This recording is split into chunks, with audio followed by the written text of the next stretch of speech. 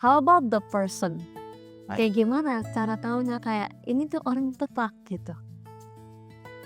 Waduh, mau Kak saya kasih kamu beberapa buku atau beberapa khotbah, bukan dari saya tapi dari khotbah-khotbah lainnya. Oke, anyway, no, we just can make it simple ya. Saya itu sarankan beberapa langkah untuk orang memilih ya, oke? But kenal dulu orang itu. Saya tidak pernah lihat dalam Alkitab orang itu memilih pasangan berdasarkan suara. Tidak ada dalam Alkitab. Iya. Terus sebagai kesempatan. Tapi sebentar. Wah, sebentar. Dalam Alkitab itu ada satu contoh saja orang yang mana pasangannya dipilih oleh Tuhan. Dia nggak ada pilihan. Coba siapa orang itu? Adam. Iya. Dia punya pilihan nggak? Enggak. Iya.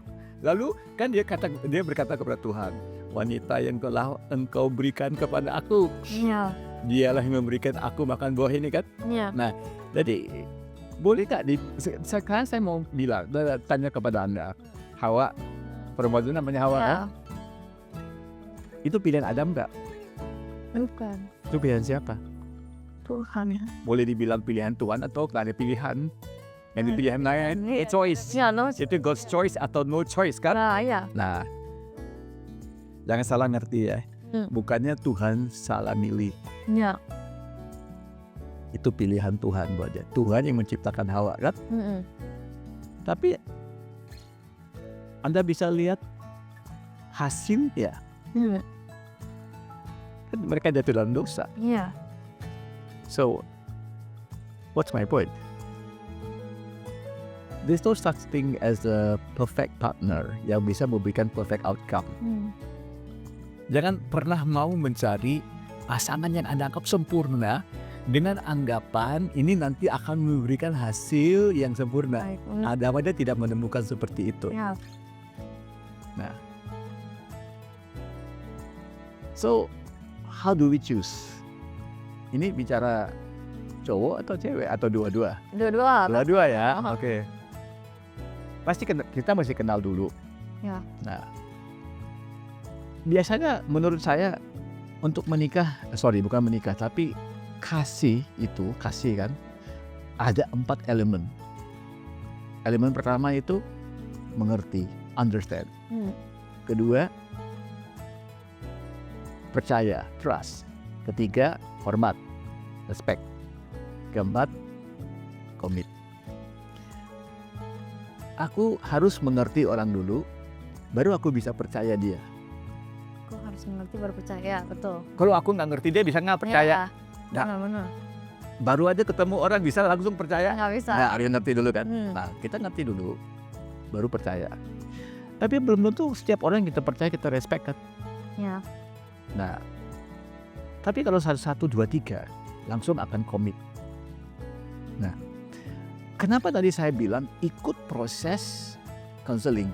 Di proses counseling itulah kemungkinannya Anda akan tahu orang ini apakah saya sudah mengerti dia, saya sudah benar-benar understand siapa dia, dan apa yang saya understand membuat saya mau trust dia atau tidak, respect dia atau tidak, atau ketiga itu apa? Hormat. Ya. Nah, baru kan komit kan? Tapi dalam mengatakan hal itu pun hari ini saya understand, trust, respect, commit. Tapi orang kan berubah kan? Iya. Paling tidak dia akan bertumbuh, dia akan grow.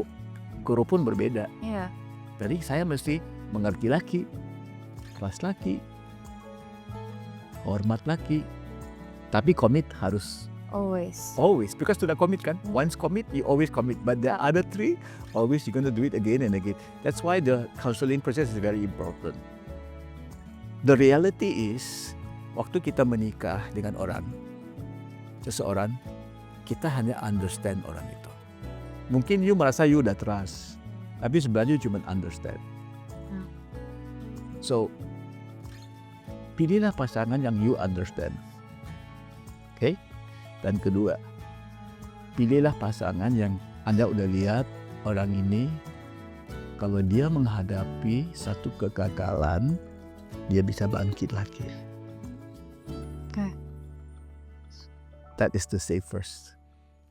But mudah-mudahan bisa dalam proses counseling itu bisa diajarkan bagaimana menemukan orang ini punya nggak ciri-ciri kalau menemukan kegagalan, kesulitan, kesukaran, dia tidak cuma angkat tangan putus asa, dia selalu berusaha lagi. Iya.